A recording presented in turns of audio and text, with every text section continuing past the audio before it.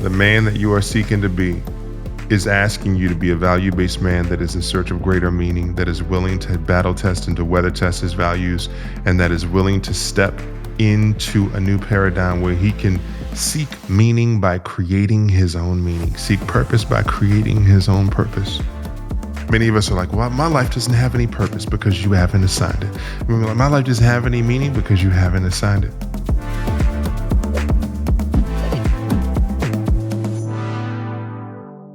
Welcome to Going All In, a podcast for men. This is a podcast for men that want to reinvent themselves, men that want to transform their lives, men that want to take their lives to the next level. My name is Sanyika The Firestarter Street. I am a leadership coach for men and an executive mentor to men that perform at the highest level and for men that are looking to get to the highest level. I help men to reinvent themselves. I help men to go all in. I have a signature methodology that I use to help men to reinvent themselves so they can go all in on their business, their body, and their being, who they are choosing to be in the world. And it's been the most powerful work that I've ever done in my life. This has been the most powerful work that I have ever done in my life, helping men to step into the possibility of who they are seeking to become. And if you listen to any of the story that I left in the first episode, you understand that I have gone through my own journey to get to this place in my life where I'm currently at right now. I got a TV show and coaching really exponentially high performing men. I'm married and I have a great wife, and I love my wife. I love my sons and love the life that we are creating together. And it has all been made possible as a result of me going all in on myself, committing to the possibility of stepping into the person that I have sought to be. And this has been a process. It's been a process to get to this point. And I am grateful for getting to this point, for sure. Grateful, grateful, grateful, grateful. Tremendously grateful. The name of today's episode is Man's Search for Meaning. So I'm just going to be transparent with you. There's a book called by Viktor Frankl called Man's Search for Meaning. I have not read the book in detail. I have heard fantastic conceptual ideas around the book. So first thing I wanted to just let you know is that though I have not read the book, I'm going to pull some of the quotes from the book, and I'm using that as a title concept to lead into this conversation about our search for meaning. I will read the book, by the way. But I wanted to pull some of the conceptual ideas from the book because I wanted to talk about the importance of meaning. So I was having a conversation with somebody, and they were saying, they were like, yeah, I forgot exactly what I said, but but sometimes you'll say something and then somebody goes, oh, that's just semantics. That's just semantics. And I said, you don't even know what the hell semantics even means. Semantics is the branch of linguistics that deals with meaning. Everything is semantics. I repeat, everything is semantics. Everything is about meaning. Every single thing is about meaning. What are you making that mean? So sometimes we inherently think that things just have their own inherent meaning when we are removing ourselves from the equation, when in actuality, we are the one assigning meaning. We assign meaning. Why do we assign meaning? Because language is powerful. The words that you use create the world that you live in. One of the most powerful quotes I have ever heard in my life. The words that you use create the world that you live in. So not only the words that you use, but the meaning that you have assigned to the words that you use. Some words have up to 430 sub-definitions. Blue, blue, blue. The word that I'm talking about, set, has up to 430 subsets of its definition. It's a lot of subcontext to a word. And so which meaning do you assign? Some of us get into this conversation around common sense. Well, it's just common sense. But what if their meaning is different than the meaning that you assign? Which one is more common? Which one is the right one? Right? So in our search, in man's search for meaning, one of the things I've come into the awareness of is that we're not even aware of the meaning that we are assigning to the world that we are creating. We're not even aware of the meaning that we are assigning. And the reason I know we're not aware of the meaning that we're assigning is because we don't even know the definition of the words that we're using. We have adopted so much language. We have adopted all of these different things. And that's the nature of human existence. We adopt. We pull things in as a result of our experience. And so one of the principles I live by is only live by words you have defined. Only live by words you have defined. I'm writing that down. Only live by words you have defined. I use it all the time, but I also take notes. So again, these are the rules. These are the tools. This is the commitment. Listen to the full episode. Top to bottom, listen to the full episode. Make sure that you take notes throughout the full episode. And the third thing is be present. Some of you, the gift that you have been given of a presence, you are not giving yourself full presence. Be present. Listen to the full episode. If you start it, finish it. Take notes. Give yourself something to take notes with. Write pen and paper, and make sure that you are present. Third thing that you will need is a pen and a paper or something to write with. You need something to write with and some comfortable place for your ass to sit in. This would be a great space, great time to find some place where you can get yourself comfortable so you can take a seat and be present with yourself. So this is really, really powerful for you to be able to have that level of availability for yourself. Just for you. Chill, hang out, kick it, relax. We created a powerful audio experience for you to sit down and really enjoy. So enjoy this episode as you sip on whatever you are consuming, whether it is your chai tea latte or your coffee or your water or whatever it is that you drink. Third thing is my commitment to you. My commitment to you is that I will always bring it. I am going to give you a takeaway, something powerful, some transformative breakthrough information that's going to transform your trajectory on this planet so you can go all in on your business, your body, or your being, like the person that you are choosing to be in this world, the man that you have sought to become, the man that you have been destined to become, that maybe you haven't necessarily stepped into yet. This is the push to get you to that next level, to get you to that next iteration of yourself. This is what is coming out, and I'm just letting you know that we are about to bring it. Especially today. So those are the rules. Those are the tools. That's my commitment. Let's get back to this conversation about man's search for meaning and our search for meaning. So if we are searching for meaning in the world, one of the things that we're not aware of is that we assign meaning. So I am assigning meaning. All right, so I am assigning meaning. And a perfect example is this table. I am at a table. But what is it? Does a table mean that it is a safe construct, or does it mean that it is a threat because it's unsteady and it's going to fall? Because that's the meaning that I am assigning to it. And some of us are not aware of the semantics of the meaning that we're assigning in the different situations. And the primary reason is because we don't understand the concept of radical responsibility. Is that in the matter of my experience, I am radically responsible for my actions, my thoughts, my behaviors, my actions, my reactions. I am responsible for my feelings, emotions, behaviors, actions, reactions, for my experience of the world. I am radically responsible for it. I accept full ownership for those things. I understand that no external force is assigning the definition, that I am creating the meaning of those things in real time every step of the way. And some of us have not stepped into radical responsibility for our lives. And so the idea is that if we're in search for meaning, if we're in search for greater definition of what it means to be a man, if we're searching for greater definition, you can't step into a greater reality unless you accept radical responsibility for your life. And I just want to make a really important distinction about radical responsibility. So, I mean, for some of you who may understand, follow Jocko Willink, he calls it extreme ownership. I call it radical responsibility. It's generally the same principle, except there's really one important thing.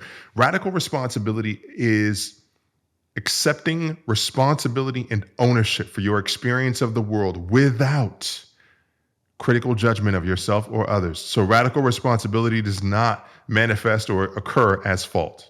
There is no fault when it comes to radical responsibility. Because one of the things about, I'm just going to break this down so that y'all understand this. Men much of our experience is informed by shame. Think about it like this. You're supposed to be the leader, the breadwinner, the guy who's protecting, the guy who's providing, the guy who's presiding, the guy who's who's hunting, who's gathering, who's doing all these different things in society. There's a lot of expectation associated with us. So many of us posture because we step into that belief that we're supposed to be that guy. So many of us not being that person, not feeling that we're capable, not feeling that we're worthy, not feeling that we are enough. What happens is that we end up stepping into this new reality, stepping into this new paradigm of what it means to be a man and saying, I'm not good enough. I don't really have the juice to be that kind of guy. So there's a lot of shame associated with it. So we go, but I got to set responsibility for my life. It's my life. It's my what? Fault. Here's the thing about radical responsibility. If you inform it by saying it's my life, it's my fault. Whenever it comes to the possibility of you accepting responsibility, if you shame yourself as a result, who would want to continue that self-punishing paradigm? Who would want to continue punishing themselves as a result of feeling ashamed? Not many men. So many men don't accept responsibility. So we don't accept responsibility. So we avoid responsibility because it comes with too much shame, because it's my life, it's my fault. So in the search for a greater definition or greater meaning of my life, if the barrier to entry for me is radical responsibility, and I don't want to accept radical responsibility because every time I accept radical responsibility, I go, it's my life, it's my fault, and I keep shaming myself. I don't want to accept responsibility, so I put the blame on everyone else, on society, on everyone else as a result of the way that they see the world, of the way that I feel that I am the one who is being victimized. So now I am at the mercy of the world. Now I am at the mercy of others' actions. Now I am no longer sovereign. Now I'm no longer, quote unquote, free, autonomous, whatever you want to call it. So now I am subject to everyone else's rule. Now I am subject to what everyone else is experiencing. I'm subject to all these different things. And so my intention in this moment is to liberate you. I am intending to liberate. Any man that is listening to this, I am intending to liberate. One of the things I say to my clients constantly is I say, be careful when you say because. You know what the reason it happened? It happened because of this. Guess who is cause? You. You are cause. You didn't cause the occurrence, but your emotional experience of it, you caused. That's radical responsibility. My perception of what just occurred is my creation. It's a powerful place to operate from. My perception of what just occurred is my creation. Whatever the experience. That does not mean that we as humans do not experience things that are devastating and traumatic. I'm just saying that we are causing the feeling associated with it, the perception associated with it. The perception of what transpired, the perception of what occurred is our creation. And so when I am seeking greater meaning in my life, when I'm seeking a greater definition of what it means to be a man, of what it means to be a powerful individual, I have to step into an awareness of I am radically responsible for my existence on the planet. That being said, as a result of accepting radical responsibility, when I said only live by words you have defined, that does not mean necessarily defining every single word in the human lineage and the human language. That's not my intention. My intention is to make sure that the primary words that you use to live by, that you operate by, that you understand the definition of those words. And the primary words that we live by are our values. And many of you are not living into your values because you do not have them, nor have you defined them. Jebus, Crebus. Values are the parameters in which we live by. Values inform our principles. Principles inform our processes and our systems, the way that we systematize our lives. the structures that we use. And your values are, in a leadership context, your values are single words that you use to inform your being, the way that you show up in the world. Consistency, transparency, vulnerability, empathy. They inform your existence. Know the definition, know what your values are. And this is the thing about values. And you will run into this. I am telling you, I will bring up values. Somebody will go, you know what? It's nothing. That's nothing. Everybody knows if it goes values. Yeah, I got my values. I got these values and those values or whatever like that. Guess what? When I'm talking about values, I'm not just saying that you have values in terms of those intellectual ideas. I'm talking about you have values that stand up to the weather test. How do your values stand up in inclement weather? You got values until they get tested. You got values until something happens, until shit goes down. You got values until something occurs, and now you got a test in front of you. There's a program that we would call 2190. It's a men's transformation program. It's a leadership program. You follow 7 simple principles for 90 days. So it follows the principle that it takes 21 days to form a habit, 90 days to create a lifestyle, and the first 21 days are the most intentional. It's a 90-day program. But it's only for men. It's for men to transform their business, your body, your being, like literally 7 principles. One of the questions that I ask in the context of this program is, what will you do when you get injured? Because one of the principles is an hour of exercise a day for 90 days. So one of the guys who's about to start the program, he sends me a message. He says, so I asked the question. I'll tell you about the story about when I get injured, because it was when I started doing 2190 myself. So when I started doing 2190 myself, a friend of mine who was a bodybuilder, he trains bodybuilders. I went to college with him. He was like, I was like, yeah, I want to get this regimen and just get this, to get ripped. And I sent him some pictures of some, relatively small ripped guys. And I was just like, I want to look like that. He was like, all right, whatever. So I end up, I'm like, I want a plan. I want a workout plan. He says, what are you going to do when you get injured? I was like, what are you talking about? I'm like, I'm not going to get injured. What are you talking about? I'm not going to get. He said, wait a second. So he said, I got it. What are you going to do when you get injured? I was like, dude, I'm not going to get injured. I'm not going to go crazy. He said, I understand what you're saying. What are you going to do when you get injured? Frustrated on the phone. A couple months later, I gave up on that conversation and whatever. And he gave me some stuff to do, but whatever. So I'm doing my workout. I'm bench pressing about 250 pounds. I do it 7 or 8 times. I was like, all right, I'm going to add some more weight. I get up to about 285. I do the first rep. I did it, knocked it out. Second rep, I asked the guy to spot me. He was out of his league. Second rep, I'm doing the rep. And then all of a sudden, my left, I said, get stuck. And I was like, and then my left shoulder goes boop, literally dislocates. Now my left shoulder is beneath the bench. The bar is tilted like this, and I'm holding it with dear life. That dude is looking up. He's looking down. He's like, oh my God. He didn't grab it right there. He had to run around the bench, and then he comes to grab it. I'm like, what are you doing running around the bench? He runs around the bench, grabs it on one side. Fortunately, another guy comes over and grabs it on the other side. And then as soon as they grab it, thank God, my shoulder popped back in place. And then they got it off of me, put it back on the bench. Saved my life. I got injured. Damn. One of the values I had committed to was being consistent. And the other one was being creative. I was rattled. I checked my arm. My arm was I was shaking. But I wasn't like shaking too much, because I got a video of me and the guy actually having a conversation about the situation. I was like, I wanted to get a video of him talking about what happened, what transpired.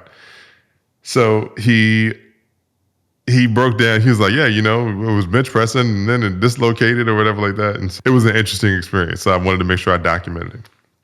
And so after I documented it, I'm testing myself. I'm checking. It was like weak a little bit. My arm was weak. And I was like, what am I going to do what am I going to do? Like, I was like, because I committed to working out for an hour. That's 2190. It's like, look, hour a day. I had 25 minutes left to work out. I was like, what am I going to do? I got to finish this workout. And I was injured. But I was like, I got 2 feet. I was like, I don't think it would be smart for me to continue doing bench presses. I got 2 feet. Check. I got 2 legs. Check. My arms are moving, so I can, balance myself. Treadmill. I walked over to the treadmill, did the last 25 minutes on the treadmill. Here's what that experience taught me.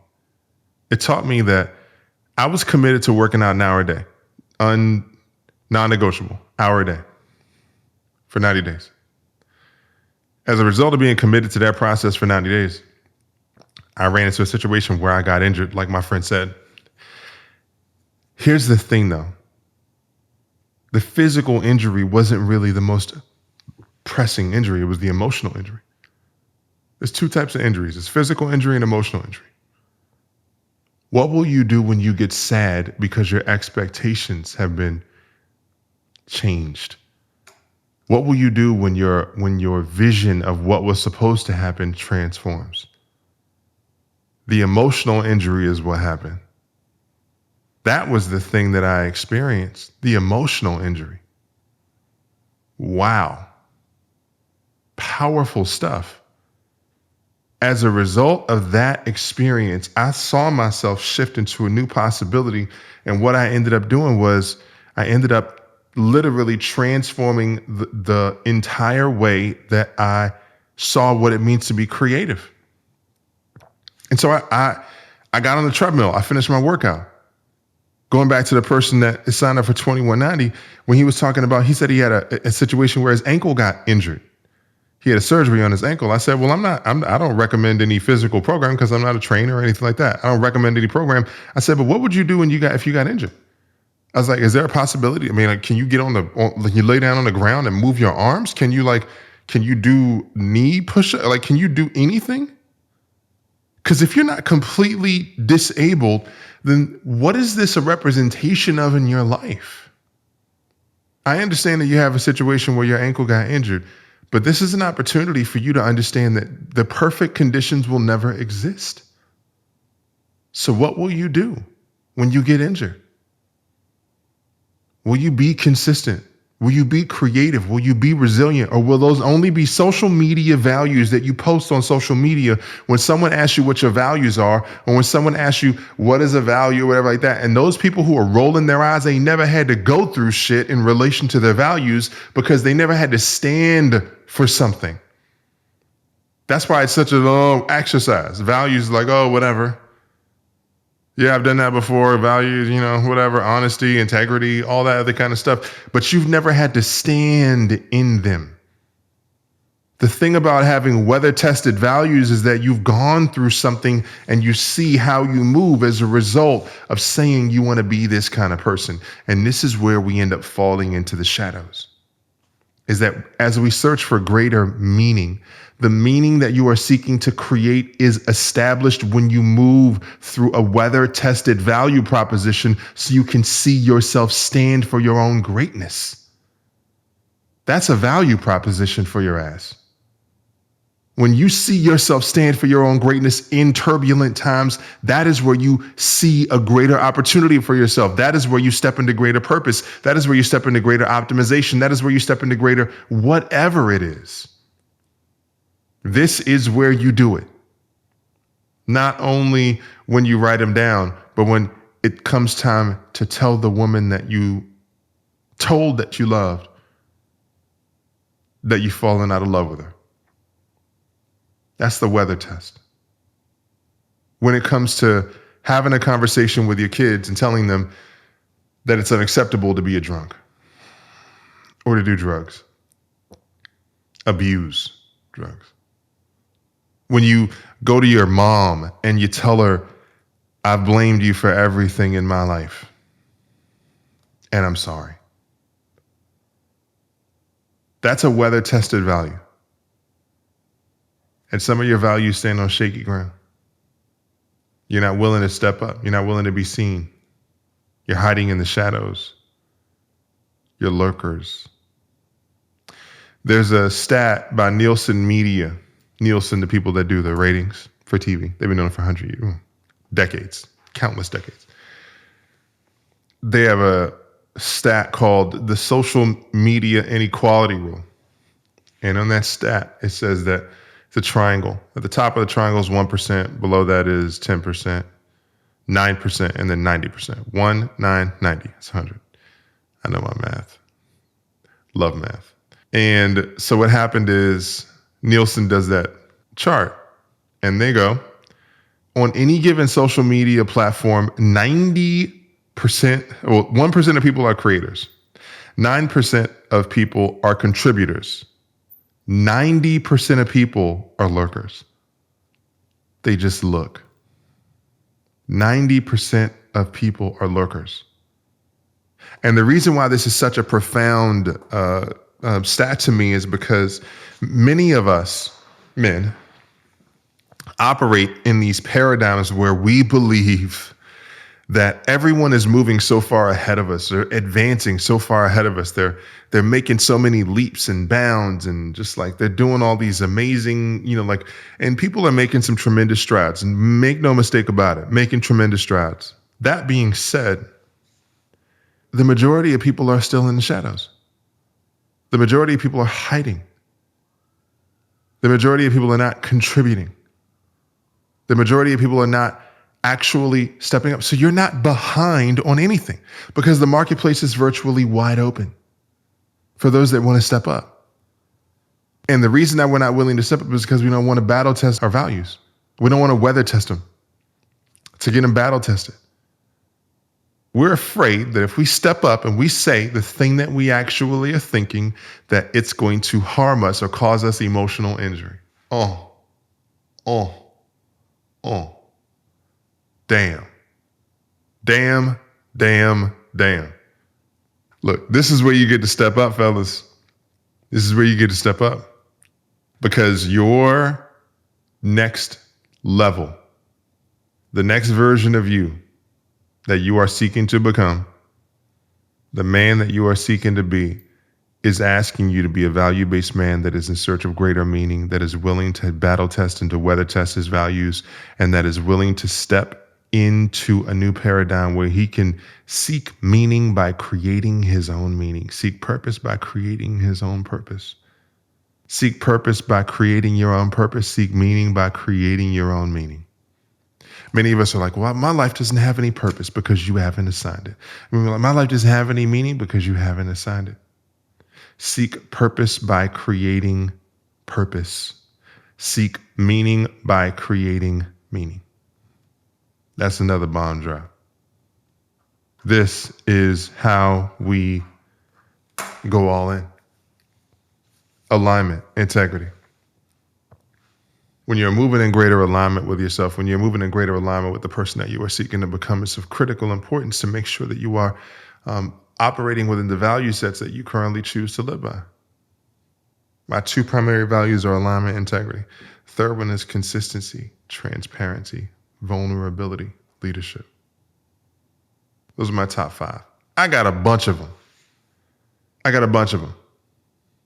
But it's of critical nature that you understand what your values are. Then you define them, meaning that you pull a standard definition from the dictionary so that you can understand what other people could perceive the relationship with those words to be. And then you have an adapted definition, a definition that you provide of the definition, meaning like the way that we move through the world.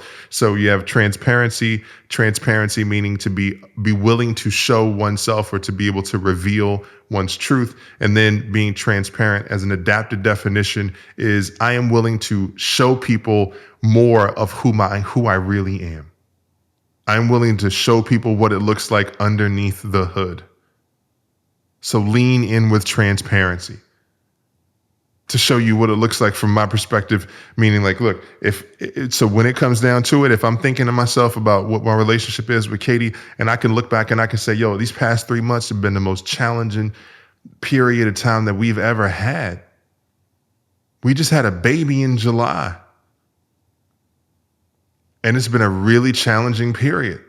So if I have a choice between speaking that reality or that situation, that occurrence of what happened in my life, or concealing it in some way, in this instance, I'm like, you know what? I need to speak that to life because it's really relevant to who I am looking to, the outcome I'm looking to create, which is I'm trying to help men to step into the possibility of leaning in with that type of reality, of leaning in with speaking that kind of truth, of leaning in by leaning in and speaking what is going on with them in their world. That is what I am seeking to do. I'm looking to help you step into a new paradigm of what it means to be a man and to be the new person that you want to be. Like, that's the whole damn point. So my transparency hopefully inspires yours. My vulnerability hopefully inspires yours. And what some of us believe is that if we conceal the truth, conceal is a value for some people, hide another value. So if I conceal and I hide, then I don't have to lean in and I can save myself the potential of being emotionally injured. So this is a really important paradigm for us to break as men. It's a really important paradigm for us to break. Super, super important for us to break it. And actually what I want to do is pull up some of the quotes from this amazing book by Viktor Frankl. You know, Man's Search for Meaning, it says in 1946, he reconstructed and revised the book. It was destroyed when he was first deported. So basically, he was in a concentration camp, and he said, you know, let me recall that which perhaps was the deepest experience I had in the concentration camp. The odds of surviving the camp were no more than 1 in 28.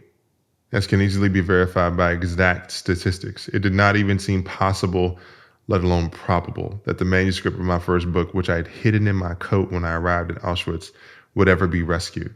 Thus, I had to undergo and overcome the loss of my mental child, and now it seemed as if no one would survive me, neither a physical nor a mental child of my own. So I found myself confronted with the question whether under such circumstances my life was ultimately void of any meaning. He says, and the last thing I'll just share with this is that he says, you know, that what he does is he offers readers who are searching for answers to life's dilemmas a critical mandate. He does not tell people what to do, but why they must do it. The quest for meaning is the key to mental health and human flourishing. He drew constantly upon uniquely human capacities such as inborn optimism, humor, psychological detachment, brief moments of solitude, inner freedom, and a steely resolve not to give up or commit suicide. Must try to live for the future. No matter what happened, he retained the freedom to choose how to respond to his suffering. And there you have it. Radical responsibility. He took radical responsibility to choose how to respond to his suffering. So there's an occurrence, which is him being in an internment camp. And then he is subsequently informing himself on how to perceive the experience. He is operating in the awareness that his perception of the experience is the experience. No occurrence carries a meaning that we don't assign to it. No occurrence carries a meaning that we don't assign to it. I'm assigning meaning to this experience right now. And then the question goes, well, what about when you're feeling pain? Yeah, you're feeling pain. What does it mean when you're in pain? Right? To somebody who's trained in jujitsu his entire life, has a completely different relationship to pain than somebody who's been sitting on a couch their entire life and not moving or adjusting or having any other levels of interaction. It's a different kind of experience. So what is your experience? How does radical responsibility show up in your life? Are you taking complete ownership for your experiences, your feelings, your emotions, your behaviors, your actions, your reactions? Are you taking responsibility for those things?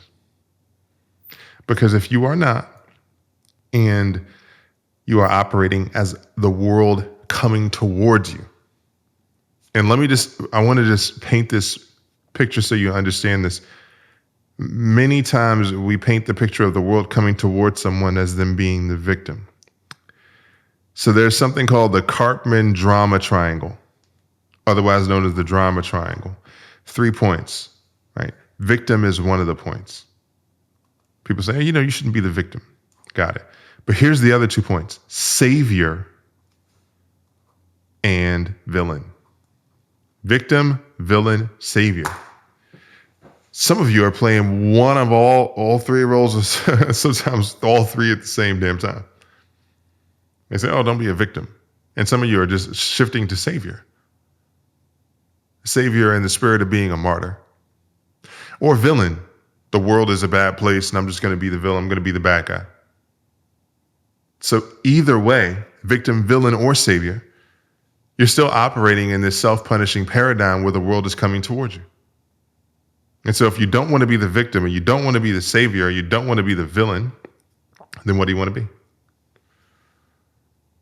What do you want to be? What? What do you want to be? You want to be sovereign. You want to be sovereign.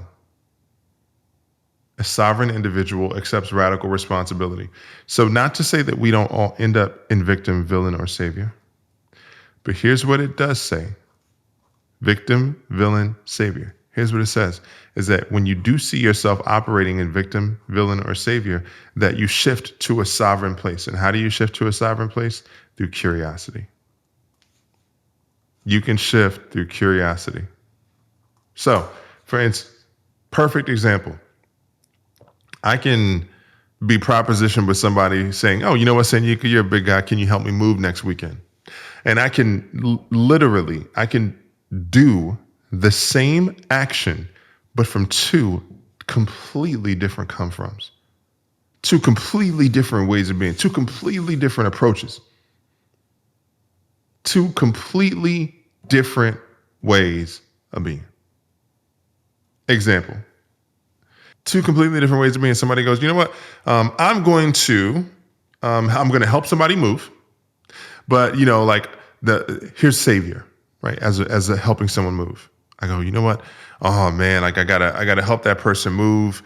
I got all this work I need to do. I got all this stuff I need to do. I got all this stuff I need to operate on or, to do. And I'm going to sacrifice it. And I'm just going to do it to help them move because I need to be the good guy. I need to be the person that did, because they helped me move in the past. And I need to save them, but save them at the sacrifice of myself. And I know I got all this stuff I need to be doing, but I gotta help them. There's your savior, right? I'm going to help them at the detriment of myself. And then you have somebody who goes, you know what? I'm going to, I feel shamed or guilted into helping them. And the villain goes, you know what? Screw it. I'll do it. You know what I'm saying? But I ain't going to care about this stuff. I'm going to break it. I don't care what it looks like when it goes on the truck. I'm going to just do whatever I need to do. Boom, boom, boom. Bam, bam, bam. Sovereign individual assesses the situation and they say, you know what? All right, so this is what I need to do. These are the parameters in which I feel comfortable being able to help this individual. And this is the help that I am willing to offer based on our relationship, who I find this person to be, and a representation of the kind of person that I want to be in the world. Empathetic. I want to be compassionate, and I want to prioritize. So I know that I've told you I can help you, and I know you helped me previously move. Can I help you by hiring some help? Because I got some other things I need to take care of, and I know you helped me out before. Maybe I can help you hire some help. Maybe I can help you find some help. Maybe if we plan this thing effectively, I can help you. But some of us get into such a shame spiral that we go, I need to be the one helping them, knowing that you got a bad back, knowing that you're not physically fit to do the work, but feeling as though you are bound to do the work. The self-punishing paradigm. Operating in any three of these, that's a self-punishing paradigm. That's your drama triangle. Sovereign individual is willing to help based on parameters that they feel honor them and the individual. And they seek agreement on it as well. Man, I can't tell you how often I experience men, I experience people, I experience individuals that are not seeking agreement, not seeking consensus, not seeking buy-in, not seeking any of those things. Literally.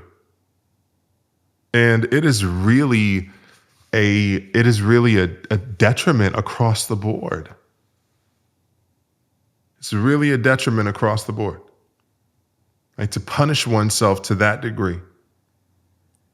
So you're punishing yourself because you're not seeking buy-in, you're not seeking enrollment, you're not seeking agreement. And it's killing your situation. Absolutely killing your situation.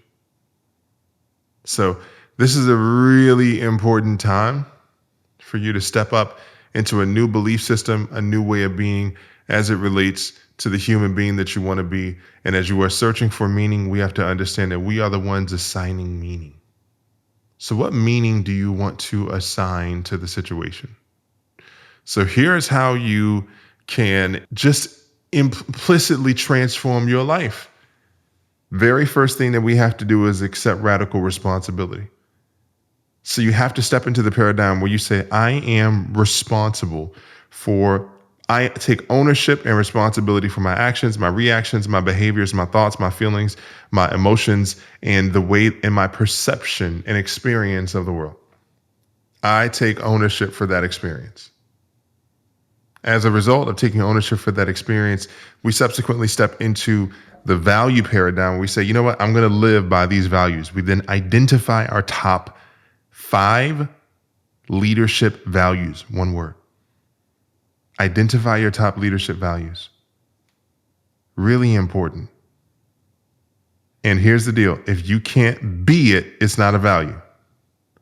I can be consistent. I can be a leader. I can be vulnerable. I can be transparent. I can't be family. Family is not, it can be a value, but it's not a leadership value.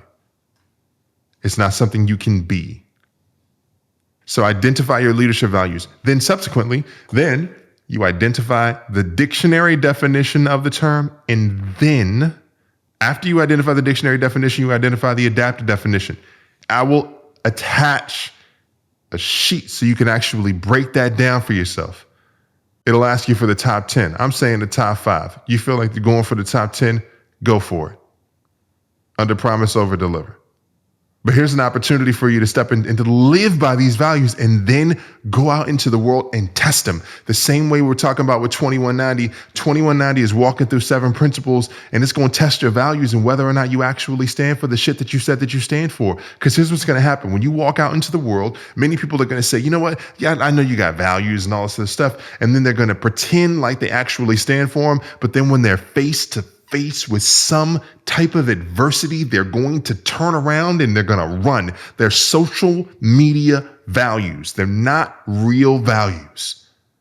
They're stands that people take when it's comfortable and it's convenient, or when something happens and they need to show up, but they're not the way that they're going to show up consistently. You want to deal with people that are going to show up the way that they say that they're going to show up. And you need to identify your values. You need to be a man that identifies the person that he says he wants to be and then sees himself walk through those values.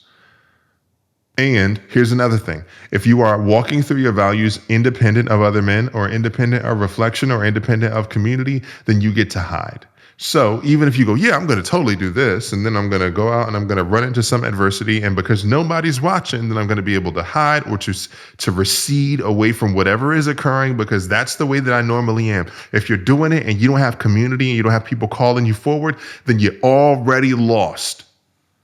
Man, I'm telling you, as a result of COVID, so many men have gone into recession or into receding, into hiding, deeper into hiding. Like I said, 90% of people on any given social media platform are hiding. And I'm telling you, it's probably increased as a result of COVID and the natural isolation and removal and separation and social distancing that we've been doing from other people during this period of time. I am inviting you into the idea that right now, you don't have a robust, dynamic community of individuals who are supporting you and helping you get to your highest possible level of prosperity. I guarantee it.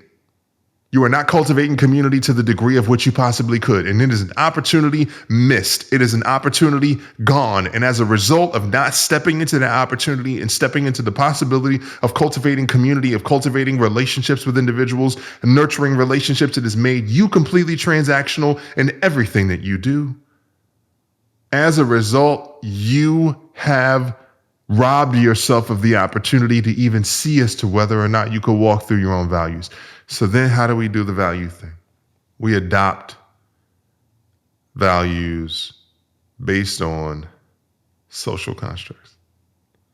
We take political values, political sides, vaccine, no vaccine, conservative, Republican, because we haven't really defined our own values. So we just adopt religious, Muslim, Jew. We adopt the political paradigm because the value proposition has been clearly defined there. And so it makes me seem more courageous, which subsequently creates more significance, makes me more significant, makes me more important. So now I'm more important. And as a result of being more important, now I feel like I'm living in my values because I've taken a stand. You've adopted a stand. Somebody else has done the weather test. What do you really stand for? That's the question. What do you really stand for? What are you willing to do? Who are you willing to become? This is the opportunity that lies ahead. In our search for meaning, we assign the meaning. In our search for meaning, we are assigning the definition of who we are seeking to become. Who is the man that you want to become? What does it mean to be that man? And what do you become as a result of stepping in? There will be a values exercise associated with this episode as well. Feel free to download it. If you'd like more information about 2190 or any of the programs with the All-In Method, feel free to send them through. This is critical foundational elements of what it means to be a man in the modern age. Weather-tested values that you live by. Allow yourself to step into this new paradigm. The world awaits. The world awaits. Thank you for watching Going All In, a podcast for men. I'm Sanyika The Firestarter Street, and I will catch y'all later. Firestarter out. Fuego.